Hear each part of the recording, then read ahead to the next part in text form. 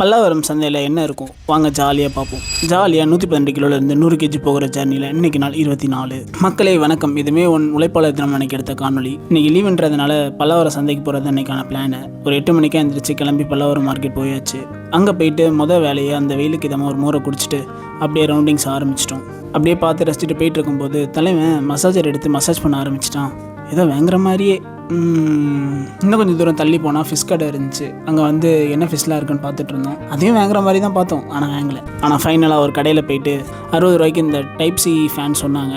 அதை நாங்கள் 20 ரூபாய்க்கு பேரத்தை ஆரம்பித்து 40 ரூபாய்க்கு முடித்தோம். எங்களோட பார்கனிங் ஸ்கில்லை பற்றி கீழே கமெண்ட் பண்ணிட்டு போங்க. எப்படியும் பேடாக தான் இருக்கும். அப்படியே அங்கே காடை முட்டை சாப்பிட்டுட்டு கிளம்பிட்டோம். வர்ற வழியில் A to Bயில் மதியானத்துக்கு 2 சப்பாத்தி சாப்பிட்டுட்டு வீட்டுக்கு வந்தேன். செம்ம டயர்டு. அப்படியே படுத்து தூங்கிட்டேன். இந்த வெயிலில் எப்படி தான் கடை ஓப்பன் பண்ணி பிஸ்னஸ் பண்ணுறாங்களோ, ரொம்ப கஷ்டங்க.